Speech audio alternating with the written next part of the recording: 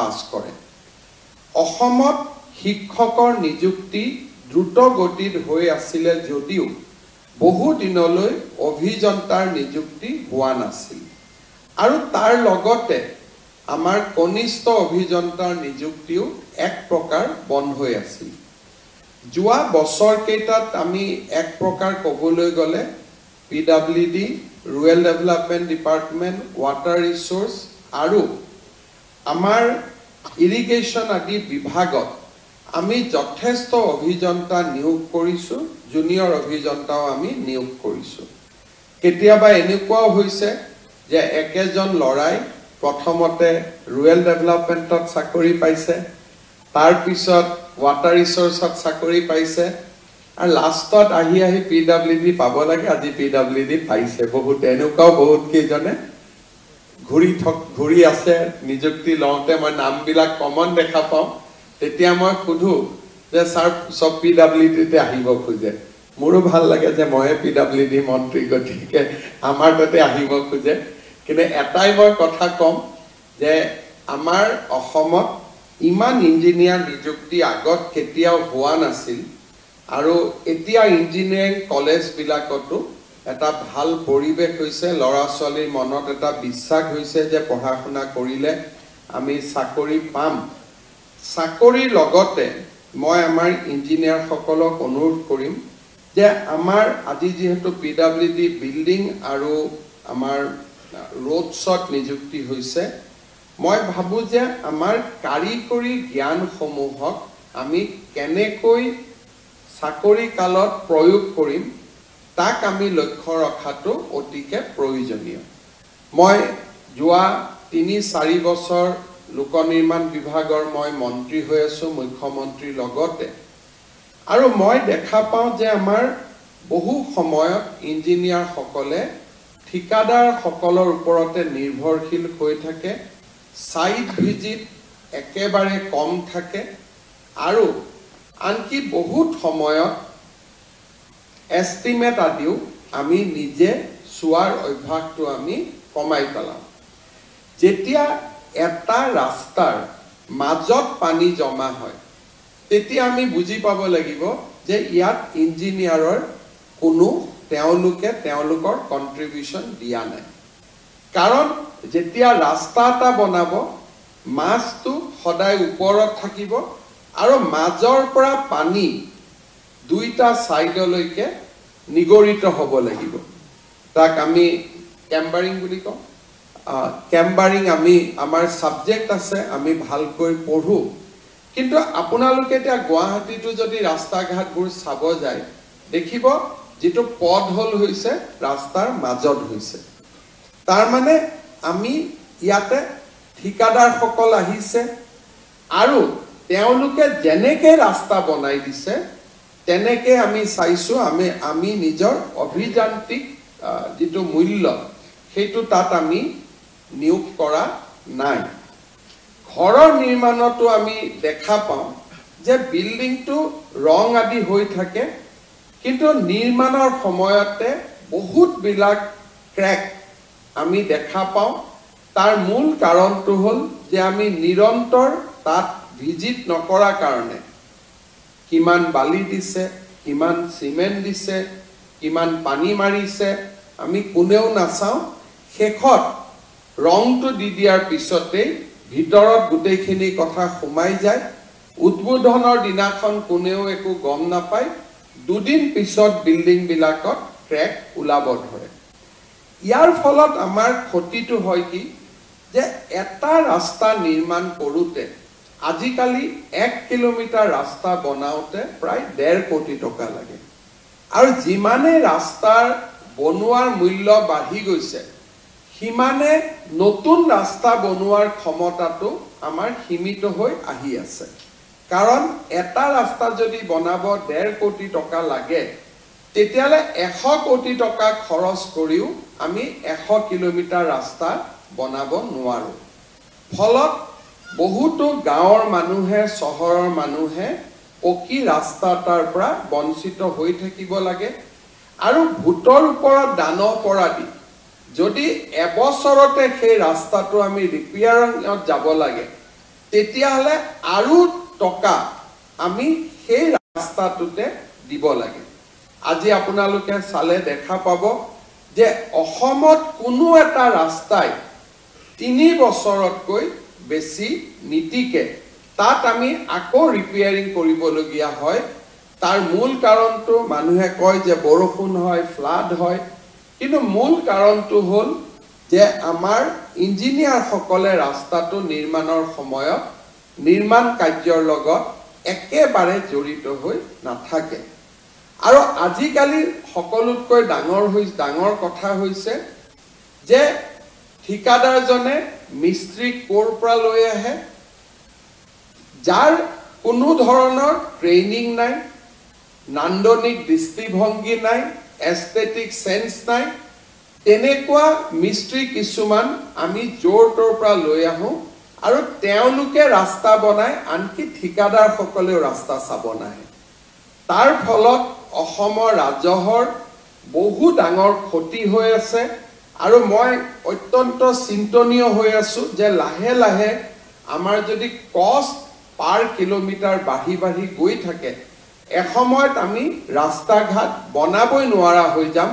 কাৰণ এটা ৰাস্তা বনোৱাৰ পিছত তাত ৰিপেয়াৰিং 5 বছৰৰ ভিতৰত 1 কিলোমিটাৰ ৰাস্তাত প্ৰায় 2 কোটি টকা আমি 2-2.5 কোটি টকা আমি খৰচ কৰিব লাগে। আমাৰ নতুন নতুন ল'ৰাবিলাক ছোৱালীসকল এতিয়া ইঞ্জিনিয়াৰিং কলেজৰ পৰা ওলাই আহিছে। এক প্ৰকাৰ ক'ব গ'লে আমাৰ 2টা ডিপাৰ্টমেণ্টত এতিয়া আণ্ডাৰ 40 এজৰ ইঞ্জিনিয়াৰৰ সংখ্যা যথেষ্ট বেছি হৈ গৈছে। এটা সময় আছিলে যে য'ত নতুন নিযুক্তি নোহোৱা কাৰণে পুৰণা ইঞ্জিনিয়াৰসকলে 2টা ছেকশ্যন চাব লাগে, 4টা ছেকশ্যন চাব লাগে, 2টা সাব ডিভিজন চাব লাগে। কিন্তু এতিয়া আমাৰ পৰ্যাপ্ত নিয়োগ হৈছে আৰু নিয়োগ হৈ থাকিব। আৰু সেই কাৰণে এতিয়া আমাৰ মোবিলিটি আমি বঢ়াব পাৰোঁ, মোবিলিটি আমি কৰিব পাৰোঁ। আৰু আমি যদি অকণমান নিজে চকু দিওঁ, আমি ৰাস্তা ঘাট ধুনীয়াকৈ নিৰ্মাণ কৰিব পাৰোঁ। আৰু বিল্ডিঙৰো আমাৰ কনষ্ট্ৰাকশ্যন বহুখিনি আমাৰ ডেভেলপমেণ্ট হ'ব পাৰে। আগতে আমি যিমান কাম কৰিব নাপাইছিলোঁ, এসময়ত PW ডিপাৰ্টমেণ্টে বক্স টাইপ RCC ঘৰ বনাইছিলে, এটাই পেটাৰ্ণ আছিলে। কিন্তু এতিয়া আৰ্কিটেক্ট আদি নতুনকৈ অহাৰ কাৰণে আমাৰ চৰকাৰী ঘৰবিলাকো ধুনীয়া হৈছে, এটা নান্দনিক দৃষ্টিভংগী হৈছে। তাৰ লগত যদি ইঞ্জিনিয়াৰসকলৰ ছুপাৰভিজন হয়, তেতিয়াহ'লে আমি বিল্ডিঙো খুব ধুনীয়াকৈ আমি ফিনিচিং কৰিব পাৰোঁ। আৰু ভাল ফিনিচিং বিল্ডিং এটাত আমাৰ কষ্ট বা আমাৰ ৰিপেয়াৰিং বহুত কম হয়। যোৱাকালিয়ে মই এছেম্বলিত আছিলোঁ। এছেম্বলিৰ অধ্যক্ষ মহোদয়ে মোক বাৰে বাৰে অভিযোগ কৰি আছিলে যে বৰষুণ হ'লেই বিল্ডিংটো লিক কৰে। অথচ এই বিল্ডিংটো আমি কেতিয়া উদ্বোধন কৰিছিলোঁ? যোৱা বছৰ উদ্বোধন কৰিছিলোঁ। এটা বছৰত বনোৱা বিল্ডিঙত যেতিয়া লিক কৰে, তেতিয়া আমি স্পষ্টকৈ বুজিব লাগিব যে কন্ট্ৰেক্টৰসকলে যাক লগাই থৈছিলে তেওঁলোক নিম্ন মানদণ্ডৰ আছিলে। কন্ট্ৰেক্টৰজনে নিজে ছুপাৰভিজন কৰা নাছিলে, তেওঁলোকে ইঞ্জিনিয়াৰ লগত লোৱা নাছিলে। কেইজন ইঞ্জিনিয়াৰ লাগে? 2জন লাগে, কিন্তু সাইটত কেতিয়াও 2জন নাথাকে। কেইজন জুনিয়ৰ ইঞ্জিনিয়াৰ লাগে? 6জন লাগে, কেতিয়াও নাথাকে। আৰু কন্ট্ৰেক্টৰ আৰু কন্ট্ৰেক্টৰৰ ইঞ্জিনিয়াৰ আৰু কন্ট্ৰেক্টৰৰ মিস্ত্ৰীক চাব পৰাকৈ আমাৰ ডিপাৰ্টমেণ্টৰ যি ইঞ্জিনিয়াৰ আছিল তেওঁলোকৰো ছুপাৰভিজন একেবাৰে কম আছিলে। কাৰণ নহ'লে যোৱা বছৰ সম্পূৰ্ণ হোৱা বিল্ডিং এটা এই বছৰ কেতিয়াও পানী সোমাব নোৱাৰে। কিন্তু আজি আমি যিয়ে নকওঁ কিয় যে এইবিলাক একোটা বাস্তৱ অভিজ্ঞতা। আৰু এনেধৰণৰ কথাই আমাৰ ডিপাৰ্টমেণ্টৰ ওপৰত মানুহৰ দৃষ্টি যে এই ডিপাৰ্টমেণ্টটোত কাম কৰা মানুহসকলে তেওঁলোকৰ প্ৰতি আমাৰ যিটো সন্মান, সেই সন্মানটো বহু পৰিমাণে কমি যায়। সেইবাবে মই আজি আমাৰ বহুবিলাক ইঞ্জিনিয়াৰ নিযুক্তি হৈছে, জুনিয়ৰ ইঞ্জিনিয়াৰ নিযুক্তি হৈছে, দুইটা বিভাগতে আপোনালোক যাব। গতিকে মই আশা কৰোঁ যে আপোনালোকে অকণমান নিজৰ দায়িত্বক সুন্দৰভাৱে যদি আমি উপলব্ধি কৰোঁ আৰু সুন্দৰভাৱে যদি আমি নিজক যিখিনি জ্ঞান আমি আহৰণ কৰিব পাৰিলোঁ, সেইখিনি জ্ঞানক যদি আমি ৰাইজৰ ভালৰ কাৰণে লগাব পাৰোঁ, তেতিয়াহ'লে আমি নিজেও আমাৰ জীৱন সমৃদ্ধ হ'ব আৰু আমি ৰাইজকো সহায় কৰিব পাৰিম। আমাৰ ডিপাৰ্টমেণ্টৰো মান আমি বৃদ্ধি কৰিব পাৰিম। 650 জন কনিষ্ঠ অভিযন্তাৰ নিযুক্তি এটা যথেষ্ট ডাঙৰ সংখ্যা। আমাৰ ডিপাৰ্টমেণ্টত বহুবিলাক অভাৱ দূৰ হ'ব, কিন্তু সংখ্যা দি অভাৱ দূৰ হ'লে নহয়, তাৰ লগত কোৱালিটিটো, গুণগত দিশটো থাকিব লাগিব। আমাৰ আজি নিযুক্তি প্ৰক্ৰিয়াত আন এটা নিযুক্তি হৈছে যে আমাৰ চিকিৎসা মহাবিদ্যালয়সমূহত আজি আমি বহুখিনি GNM নিযুক্তি দিবলৈ ইয়াত আমি সমবেত হৈছোঁ। নগাঁও, নলবাৰী, কোকৰাঝাৰ আৰু তিনিচুকীয়াত নতুনকৈ নিৰ্মাণ হোৱা 4খন চিকিৎসা মহাবিদ্যালয়ত আজি আমি 812 গৰাকী ষ্টাফ নাৰ্ছ আমি নিযুক্তি দিম। এই প্ৰত্যেকখন চিকিৎসা মহাবিদ্যালয়তে আজিৰ পৰা 203 গৰাকীকৈ আমি ষ্টাফ নাৰ্ছ নিযুক্তি দিব পাৰিছোঁ আৰু ইয়াৰ ফলত আমাৰ চিকিৎসা মহাবিদ্যালয় কেইখনতো নাৰ্ছৰ অভাৱ দূৰ হ'ব। যোৱা বছৰতে আমি নগাঁও, নলবাৰী আৰু কোকৰাঝাৰ চিকিৎসা মহাবিদ্যালয় আনুষ্ঠানিকভাৱে আৰম্ভ কৰিছিলোঁ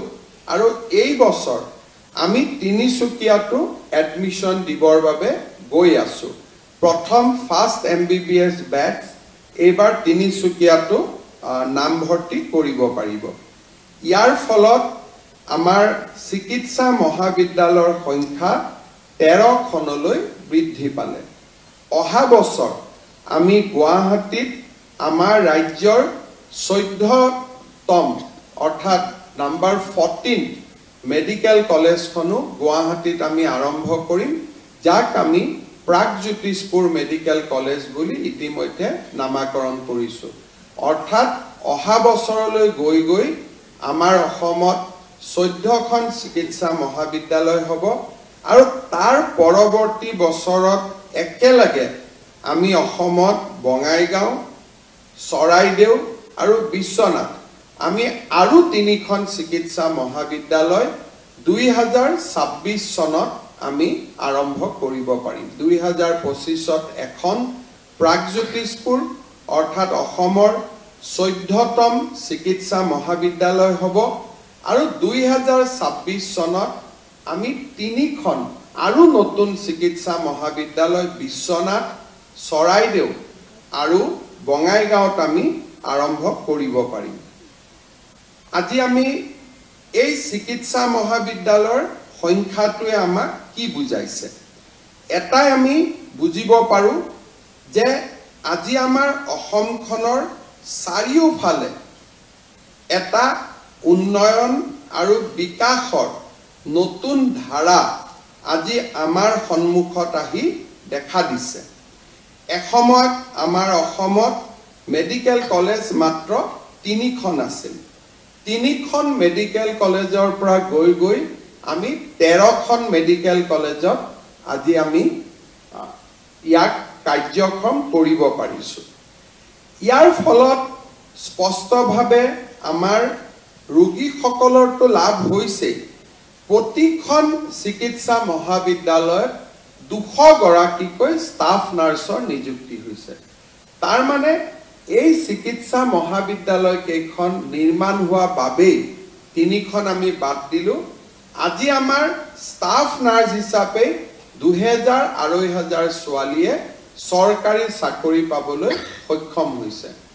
2006 চনত যেতিয়া মই অসমৰ স্বাস্থ্য মন্ত্ৰী হৈছিলোঁ, তেতিয়া মোৰ আজিও মনত আছে, সেই সময়ত ANM, GNM পাছ কৰা ছোৱালীসকল মোৰ ওচৰত আহিছিল ছোৱালী বুলি ক'লে ভুল হ'ব 10-12 বছৰ আগতে তেওঁলোকে জিএনএম আৰু এএনএম পাছ কৰিছিল স্কুলত যোৱা ল'ৰা ছোৱালীক লৈ মোক আহি লগ কৰিছিল তাৰমানে জিএনএম সকলে চাকৰি নাপাইছিল এএনএম সকলে চাকৰি নাপাইছিল 2008 চনত আমি প্ৰথম নেশ্যনেল হেল্থ মিছনত 1000 নাৰ্ছৰ নিযুক্তিৰে আমি এটা নাৰ্ছৰ পৰ্যায় আৰম্ভ কৰিছিলোঁ তাৰ পিছত আজি এনএইচএম আৰু চৰকাৰ এই দুইটা মিলি আমি অতি কমেও 8ৰ পৰা 10,000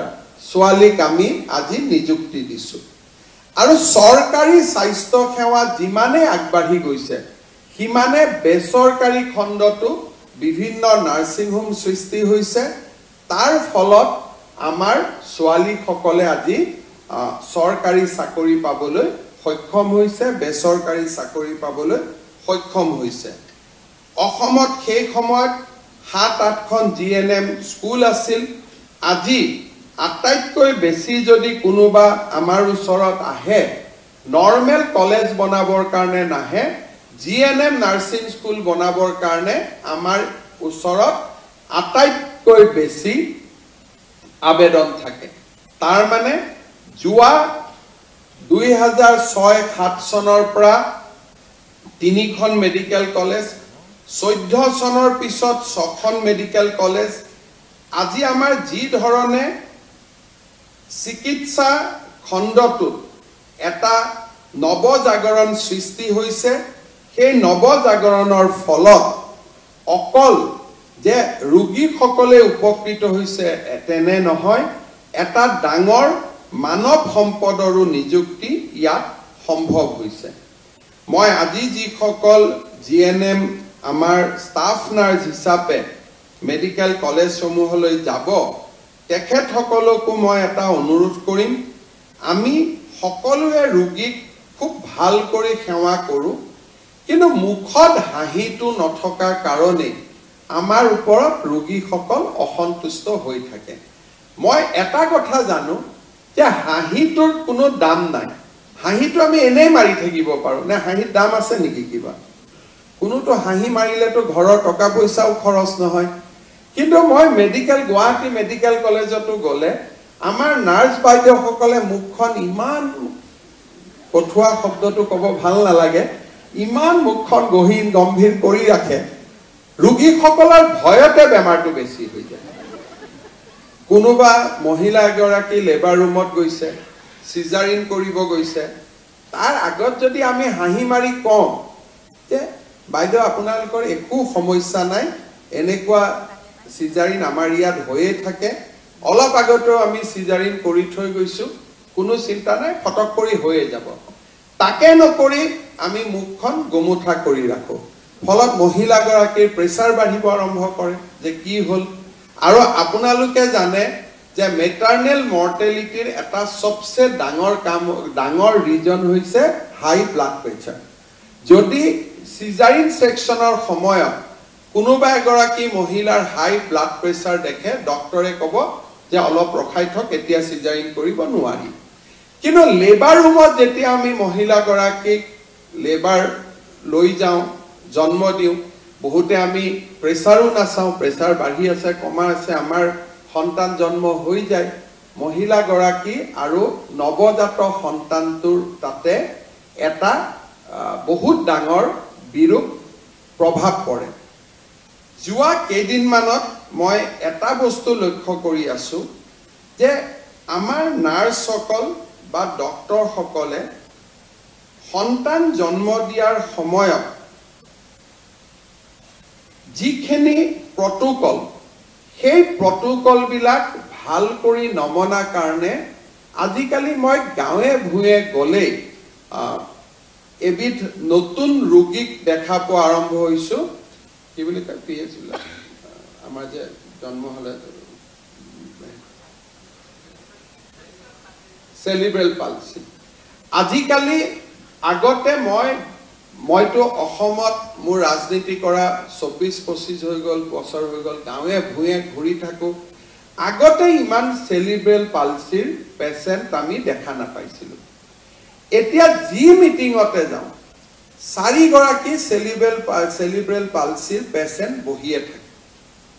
দেখিলে মনটো বেয়া লাগে আৰু আমি সকলোৱে জানো যে সেৰিব্ৰেল পালচি হোৱাৰ মূল কাৰণটো হ'ল যে জন্মৰ সময়ত হোৱা একোটা ভুল সিদ্ধান্ত বাচ্চা ভিতৰত আছে আমি ইনস্ট্ৰুমেন্টেদি টানি পেলাই বাচ্চাটোক জন্ম কৰাইছো ইনস্ট্ৰুমেন্টটোৱে মূৰত আঘাত কৰিছে তাৰ ইমিডিয়েট ৰিজন হ'ল সেৰিব্ৰেল পালচি সন্তানটো আমি মাৰ গৰ্ভৰ পৰা উলিয়াই আনিছো নাৰ্ছ গৰাকীয়ে যেনেকে ধৰিব লাগে তাত নধৰি মূৰত বেছি প্ৰেছাৰ দি দিছো বাচ্চাটোৰ কি হৈছে সেৰিব্ৰেল পালচি হৈছে বহুত ৰিজনৰ ভিতৰত মই ভাবো যে জন্ম দিয়াৰ সময়ত খুব সূক্ষ্মভাৱে মৰম কৰি যি ধৰণে আমি জন্ম দিয়াব লাগে তেনে ধৰণে আমি জন্মত সহায় কৰিব নোৱাৰা কাৰণে দ্ৰুত গতিত আজি আমাৰ অসমত সেৰিব্ৰেল পালচিৰ পেচেণ্ট বাঢ়ি গৈ আছে লৰা ছোৱালীবিলাকক দেখিলে মনটো একেবাৰে বেয়া হৈ যায় ইমানে তেওঁলোক কষ্টত থাকে মাক বাপেকৰ কাৰণে আৰু কষ্ট বেছি না ধৰিব নাই এৰিব সন্তানটোক ধৰি ৰাখিব নোৱাৰে খৰচ আছে ফিজিঅথেৰাপি কৰিব লাগে চিকিৎসা নাই মাহত খৰচ এৰিব নোৱাৰে নিজৰ পেটৰ বাচ্চা এই ধৰণৰ আমাৰ কষ্টত ভোগ কৰা বহুত পেচেণ্ট মই মিটিঙত গলে দেখা পাওঁ মই খুধু যে আপোনাৰ লৰাটোৰ জন্ম ক'ত হৈছিল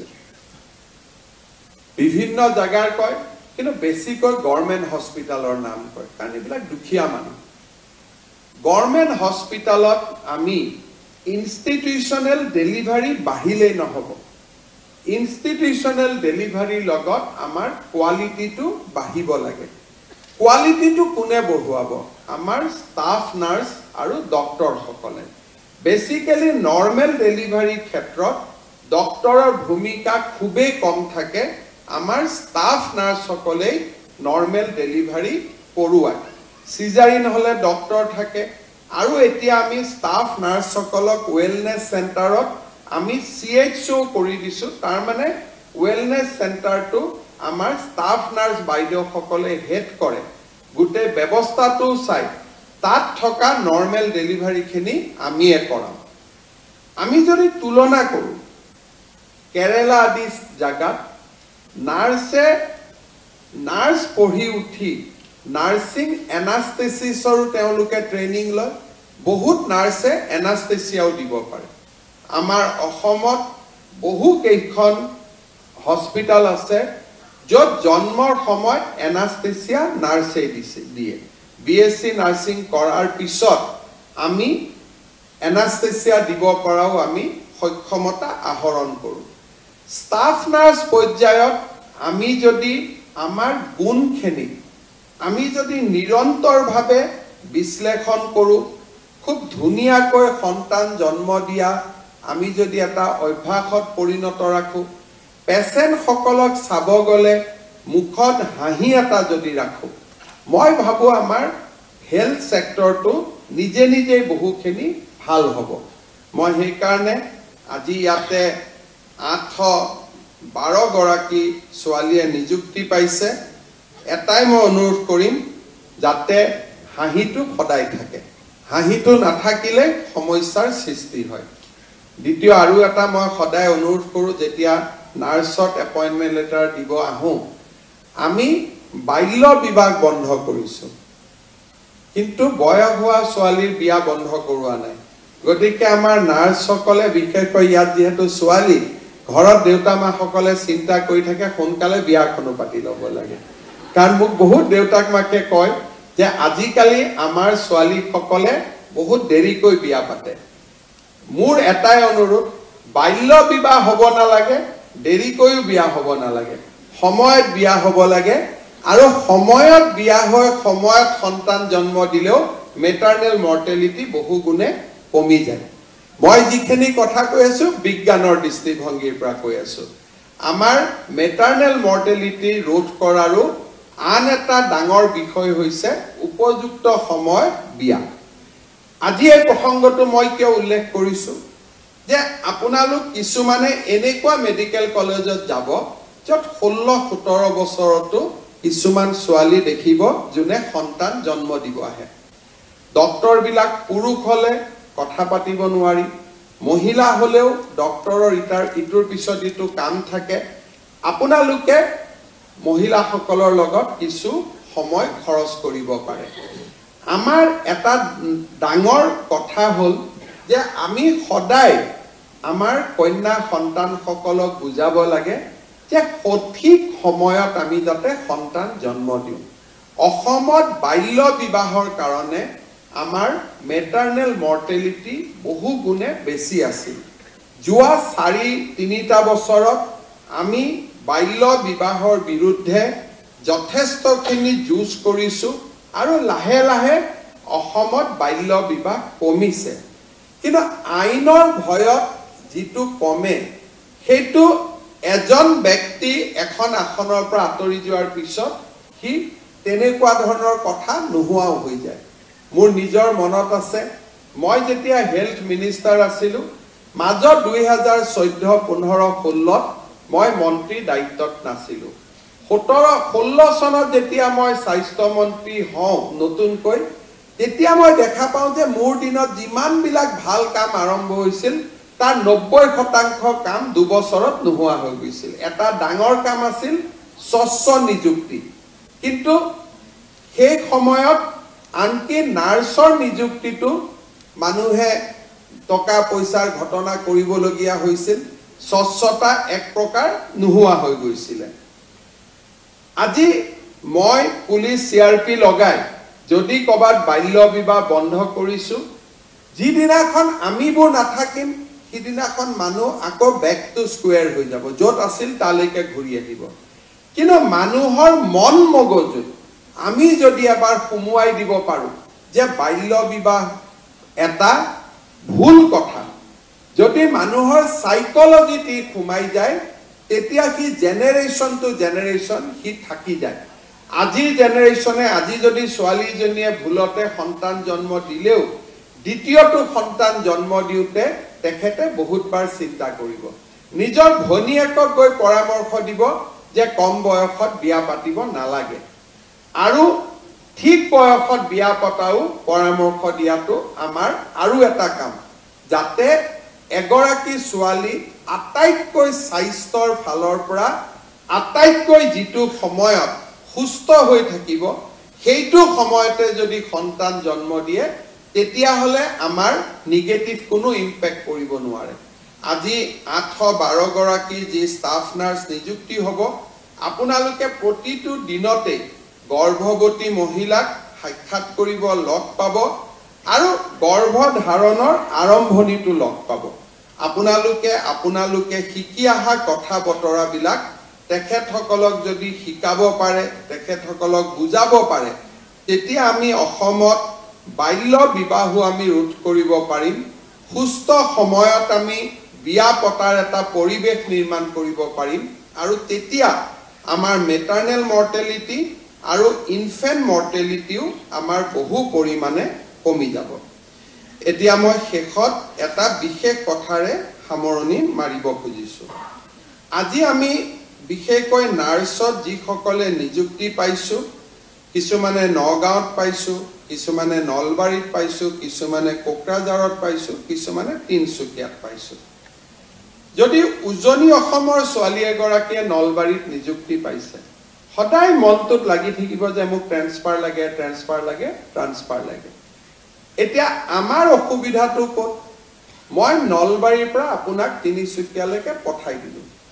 কিন্তু তিনিচুকীয়াৰ পৰা যদি নলবাৰীলৈকে কোনোবা এগৰাকী নাহে ৰাতি ৱাৰ্ডত ডিউটিটো কোনে কৰিব লগৰ ছোৱালীজনীটো কৰিব নোৱাৰে পিছদিনাখন অতীত কাম কোনে কৰিব ৱাৰ্ডত কোনে যাব আমাৰ অসমত আটাইতকৈ ডাঙৰ কথাটো হল যে সকলোৱে নিজৰটো ভাবিব যে মই যদি ডিব্ৰুগড় তিনিচুকীয়াত যাব পাৰো বা ডিব্ৰুগড় তিনিচুকীয়াত থকা ছোৱালীজনী নলবাৰীত আহিব পাৰে আমি ভাবো যে আমাৰ কামটো হৈ গ'ল চৰকাৰেও আনিব খোজে চৰকাৰৰো কোনো আপত্তি নাথাকে কিন্তু কোনোবা এগৰাকী যদি তাত নাযায় আমি মেডিকেল কলেজখন কেনেকৈ চলাম আজি ইয়াত আমাৰ মেডিকেল কলেজৰ প্ৰিন্সিপাল সকল বহি আছে সুপাৰিনটেণ্ডেণ্ট সকল বহি আছে এগৰাকী নাৰ্ছ ট্ৰান্সফাৰ হৈ গ'লেও এগৰাকী ডক্টৰ উইদাউট ৰিপ্লেচমেণ্ট ট্ৰান্সফাৰ হৈ গ'লেও তেওঁলোকৰ বহুত কষ্ট হয় হস্পিটেলখন চলাব নোৱাৰা হৈ যায় সেইকাৰণে মই গোটেই ছোৱালীসকলক অনুৰোধ কৰিম যে অসম চৰকাৰে নতুন এটা ব্যৱস্থা আৰম্ভ কৰিছে 2 অক্টোবৰৰ পৰা আৰম্ভ কৰিম অৱশ্যে নতুন আজি চাকৰি পোৱা সকলৰ কাৰণে এটো খোলা নাথাকিব এবছৰ পিছৰ এই ব্যৱস্থাটো আমি ল'ব পাৰিম যে কোনোবাই যদি কৰবাত যাব খোজে দুইজনী ছোৱালীৰ মাজত কথা পাতি লওক তিনিচুকীয়াৰ পৰা কোকৰাঝাৰত অহা গৰাকী কোকৰাঝাৰৰ পৰা তিনিচুকীয়াত অহা গৰাকী পোৰ্টেল এটা থাকিব পোৰ্টেলত দুইখন এপ্লিকেশন উঠাই দিয়ক ট্ৰান্সফাৰ অৰ্ডাৰ নিজে নিজে কম্পিউটাৰৰ পৰা ওলাই যাব কোনো মানুহৰ তাতো যাব নালাগে কিন্তু যদি কি একপক্ষীয় হয় যে মই যাব খোজো কিন্তু কোনো মোৰ জায়গাত আহিব নোখোজে তেতিয়ালৈকে পোৰ্টেলটোৱে তেতিয়ালৈকে তাৰ এপ্লিকেশন বিলাক গ্ৰহণ নকৰিব তাৰ কাৰণে আমাৰ 800 ছোৱালী বা আৰু 3000 ছোৱালীয়ে কাম কৰি আছে নিজৰ মতে মেডিকেল কলেজখিনি সজাই লওক আমাৰ কোনো আপত্তি নাই কাৰণ আমি এটা ভাবি নিযুক্তি দিছো আমাৰ নিযুক্তিটো ভুলু হ'ব পাৰে নলবাৰী ছোৱালী নলবাৰী এড্ৰেছ চাই দিছো কি জানি ডিব্ৰুগড়ত লৰা এটাৰ লগত বিয়া হ'ব কালি পৰখিত তেখে ডিব্ৰুগড়ত যাব লাগিব গতিকে আমি মানুহৰ এড্ৰেছ বিলাকটো আজি যেটো দিছো এইটোৱে নাথাকে আমি সদায় চেষ্টা কৰো যে যদি এই ৰিক্ৰুটমেন্টতে আপোনালোকে চাব যে তিনিচুকীয়াৰ ফালৰ যিমানে এড্ৰেছ দিছে আমি তিনিচুকীয়াতে দিব যত্ন কৰিছো কিন্তু যদি তিনিচুকীয়াৰ পৰা আৰু বেছি ছোৱালী পাস কৰিছে লখিমপুৰ ধেমাজিৰ পৰা আৰু ছোৱালী পাস কৰিছে তাইকটো আমি নগাঁৱত দিব লাগিব যদি নগাঁৱত বহুত ছোৱালী পাস কৰিছে তাইক আমি নলবাৰীত দিব লাগিব সেই কাৰণে নিজৰ ভিতৰতে আপোনালোকে এই হিসাব নিকাছটো মিলাই ললে আমাৰ কোনো অসুবিধা নহয় বুলা দুজনৰ লগত মিলিব নোৱাৰি তিনিজনৰ চেইন এটা কৰিলে মিলাব পাৰি তাতো আমাৰ আপত্তি নাই যে কোনোবাই ধেমাজি কোনোবাই লখিমপুৰৰ পৰা নলবাৰী যাব নলবাৰীৰ পৰা কোনোবাই ধুবুৰী যাব ধুবুৰীৰ পৰা কোনোবাই তিনিচুকীয়াত যাব মুঠৰ ওপৰত আমাৰো ক্ষতি হ'ব নালাগে আপোনালোকৰো ক্ষতি হ'ব নালাগে আমাৰ মানে কোন মোৰ নহয় ৰোগীসকলৰ কাৰণ আমি যেনেকে ৰোগীসকলৰ কথাটো আটাইতকৈ বেছি আমি চিন্তা কৰিব লাগে সেই কাৰণে 2 অক্টোবৰৰ পৰা আমি এই সুবিধাটো প্ৰথম আৰম্ভ কৰিম দেশত কতো নাই কৰ্মচাৰীক ইমান সুবিধা কৰি দিয়া চৰকাৰ দেশত কতোৱে নাই চাকৰিও বিনা পইচাত এপইন্টমেন্টও বিনা পইচাত সব বিলাক থকাৰ উপৰি 1 লাখতকৈ চাকৰি এতিয়া আমি নেক্সট ষ্টেপলৈকে যাব খুজিছো যে নিজে নিজৰ ট্ৰান্সফাৰ অৰ্ডাৰটো উলিয়াই লোৱা যে আপোনালোকে মই লখিমপুৰত যাব খুজিছো মই নলবাৰী খালি আমাৰ কাৰো অসুবিধা হ'ব নালাগে আৰু একেটা সুবিধা ইৰিগেশ্যন ডিপাৰ্টমেন্টতো থাকিব পিডব্লিউডিটো থাকিব খালি অফিচাৰৰ ক্ষেত্ৰত এই সুবিধাটো নাথাকে কাৰণ অফিচাৰ সকলক আমি এটা বেলেগ ধৰণে নিযুক্তি দিব লাগে কিন্তু তৃতীয় আৰু চতুৰ্থ শ্ৰেণীত কাম কৰা সকলোকে এইবাৰ আমি এইটো সুবিধা দিব খুজিছো যে আপোনালোকে যাতে নিজেই নিজৰ ভিতৰত মিউচুৱেল ট্ৰান্সফাৰ কৰি ল'ব পাৰে অফিচতো যাব নালাগে ডিএমই তাতো যাব নালাগে ডিএক্সএছ তাতো যাব নালাগে খালি আমি প্ৰত্যেক 2 মাহৰ মুৰে মুৰে কম্পিউটাৰত যিমান এপ্লিকেশন আছে আমি অৰ্ডাৰখিনি অটোমেটিক উলিয়াই দিম যে এভৰি 2 মাহ নতুন নতুন অৰ্ডাৰ প্ৰত্যেক 2 মাহত উলাই থাকিব এইবাৰ মই মিউচুৱেলত সংগী নাপালো অহাবাৰ পাম অহা 2 মাহত আবেদন কৰিব পাৰিম তাৰ পিছৰ 2 মাহত পাম তাৰ পিছৰ 2 মাহত আবেদন কৰিব পাৰিম আৰু নিজৰ ভিতৰতে আমি মিলামিছা কৰি ৰাখিব পাৰিম আজিয়ে বুক কৰি থৈ দিব পাৰে যাতে বেলেগক নিদিয়ে যে তোৰ জায়গাত মই যাম মোৰ জায়গাত তই যাবি আজিয়ে বুক কৰি থৈ দিলেও কথা নাই কিন্তু আপোনালোকে এই সুবিধা এবছৰ পিছত পাব কাৰণ প্ৰথম জয়েন কৰাৰ লগে লগে জয়েন কৰা ছোৱালীক আমি ট্ৰান্সফাৰ নিদিও যিসকলে এবছৰ পুৰা কৰিলে তেওঁলোকক এই সুবিধাটো দিম অহা 2 অক্টোবৰৰ পৰা আপোনালোকে এই সুবিধাটো ল'ব পাৰিব আজিয়ে বুক কৰি থৈ দিলে হ'ল তেতিয়া অহা 2 অক্টোবৰত আমাৰ নিজে নিজে ওলাই যাব কোনেও ট্ৰান্সফাৰ পোষ্টিং বিচাৰি এমএলএ মন্ত্ৰী বিষয়া আপোনালোকে কতো ঘূৰি নাথাকিব কাৰণ আমাৰ এটাই কথা যে মই যিমান পাৰো প্ৰশাসনত স্বচ্ছতা আনিব খুজিছো যাতে কোনো কষ্ট নহয় কাৰো ওচৰত কোনো মানুহ যাব নালাগে যিটো ন্যায় পাব লাগে সেই ন্যায়টো যাতে নিজে নিজে পাব পাৰে আৰু এনেকুৱা সুবিধা আগত অসমত কোনো চৰকাৰৰ দিনত কোনেও আগতে পোৱা নাই প্ৰথমবাৰৰ বাবে আমি এই সুবিধা চৰকাৰী কৰ্মচাৰীসকলক দিবলৈ সিদ্ধান্ত লৈছো আৰু 2 অক্টোবৰৰ পৰা আমি ইয়াক কাৰ্যক্ষম কৰিম আমাৰ পুনৰ এবাৰ মই আজি নিযুক্তি পোৱা সকলোকে অভিনন্দন জনাইছো লোকসেৱা আয়োগকো অভিনন্দন জনাইছো যে যোৱা কেইটামান বছৰত যথেষ্ট নিযুক্তি হ'ব পাৰিছে মোৰ কাৰণেও আজি দিনটো খুব গুৰুত্বপূৰ্ণ কাৰণ যিটোৱে নেক্সট এপইন্টমেন্ট দিম তেতিয়ালৈকে 1 লাখ হৈ যাব অৰ্থাৎ আজি আমি 99,097 তাত ভৰি দিছো আৰু 3টা দিলে 1 লাখ হৈ যাব আৰু 40-50 হাজাৰ নিযুক্তি অহা বছৰৰ ভিতৰত আমি কৰিবৰ কাৰণে গৈ আছো কিছুমান কাম যিবিলাক কাম আমাৰ ৰাজ্যখনত আগতে কেতিয়াও হোৱা নাছিল তেনেকুৱা কামবিলাক হোৱাটো আমাৰ বাবে খুব আনন্দৰ বিষয় মই আজি আপোনালোকক অভিনন্দন জনাইছো মেডিকেল কলেজখিনিও খুব কষ্টত আছিলে আজিৰ পিছত আমাৰ মেডিকেল কলেজখিনিও বহু পৰিমাণে ৰেহাই পাব আমি খুব কম দিনৰ ভিতৰতে চিকিৎসা মহাবিদ্যালয়খিনিত বিশেষকৈ এই 3টাত কাৰিকৰীত 422টা পদ আছে চতুৰ্থ শ্ৰেণীত 657টা আছে আৰু তৃতীয় শ্ৰেণীত 320টা আছে আমাৰ 4খন মেডিকেল কলেজে এই পোষ্টখিনি নোহোৱাৰ কাৰণে কষ্ট খাই আছে ডিএমই মহোদয়ক মই অনুৰোধ কৰিম যেনে তেনে অক্টোবৰৰ ভিতৰত টেকনিক্যাল 422টা যাতে নিযুক্তি আমি দিব পাৰো কাৰণ নহলে গোটেই কেইখন মেডিকেল কলেজত কষ্ট হৈ আছে এই 422টা নিযুক্তি দিয়ক আৰু মাৰ্চৰ আগতে তৃতীয় শ্ৰেণীৰ 320টা আৰু চতুৰ্থ শ্ৰেণীৰ 657টা নিযুক্তি দিয়ক যাতে আমাৰ 4খন মেডিকেল কলেজৰ প্ৰিন্সিপাল সকলে কিছু সকাহ লাভ কৰিব পাৰে নহলে তেওঁলোকৰ বহুতখিনি কষ্ট হৈ আছে পুনৰ এবাৰ সকলোকে অভিনন্দন জনাই মই মোৰ বক্তব্যৰ সামৰণি মাৰিছো আজি যি সকলে নিযুক্তি পালে এটা কথাই কম যে আমাক পঢ়া শুনা কৰাওতে দেউতা মাই আমাৰ কাৰণে বহুত কষ্ট কৰিছে সেই কাৰণে সকলোৱে যাতে দেউতা মাক আমি যেনে তেনে চাও এতিয়া দেউতা মাৰ কথা ওলাওতে মই নতুন এটা কথা ক'ব খুজিছো ইমান দিনে আমাৰ চৰকাৰৰ যেতিয়া কোনোবা এজন কৰ্মচাৰী মৃত্যু হয় গুটে কম্পেনচনেট যেটো টকা অকল ঘৈণীয়েক গৰাকীয়ে পাইছিল এতিয়া আমি নতুনকৈ এটা ব্যৱস্থা কৰিব খুজিছো যে 20% বৃদ্ধ দেউতাক মাকে পাব 80% হে ঘৈণীয়েক গৰাকীয়ে পাব কাৰণ নহলে কেতিয়াবা মই দুখো দিব নোৱাৰো বহুত যুৱক যুৱতী ডেকা বয়সতে কেতিয়াবা এক্সিডেন্ট আদিত মৃত্যু হয় স্বাভাৱিকভাৱে ঘৈণীয়েক গৰাকীয়ে কৰবাত বিবাহ পাশত আবদ্ধ হয় এটো কোনো বেয়া কথা নহয় আমি তাক ভাল বুলিয়ে কম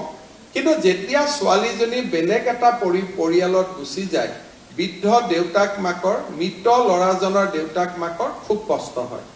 আমি অসম চৰকাৰত কি কৰো কম্পেনচনেট এপইন্টমেন্ট আমি বন্ধ কৰিছো কিন্তু এজন ব্যক্তিৰ চাকৰি সময়ত মৃত্যু হলে চাকৰি থকা কাল চোৱালৈকে আমি গোটেই দৰমহা দি থাকো কিন্তু দৰমহাটো কাক দিও ঘৈণীয়েক গৰাকীক দিও এইবাৰৰ পৰা আমি নিয়ম কৰিছো যে 80% দৰমহা আমি ঘৈণীয়েক গৰাকীক দিম আৰু 20% দৰমহা আমি দেউতাক মাকক আমি দিম যাতে খুব ধুনিয়াকৈ দেউতাক মাকেও এটা ভাল জীৱন লৈ থাকিব পাৰে আৰু ছোৱালী গৰাকীৰো যাতে মংগল হয় এই কথাখিনি মই উল্লেখ কৰাৰ মূল কাৰণটোৱে হ'ল এইটো যে আমি খুব আমাৰ জীৱনত খুব সংবেদনা থাকিব লাগে, আমি সেন্সিটিভ হ'ব লাগে। দেউতা মাই আমাক পঢ়ুৱাই কষ্ট কৰি ইমানখিনি ডাঙৰ কৰিলে। কেতিয়াবা আমি ল'ৰাসকলে যেতিয়া বিয়া বাৰু কৰোঁ, ল'ৰা ছোৱালীক স্কুলত পঢ়াবলগীয়া হয়, সমস্যাত আমি চবেই থাকোঁ, দেউতা মাৰ কথা পাহৰি যাওঁ।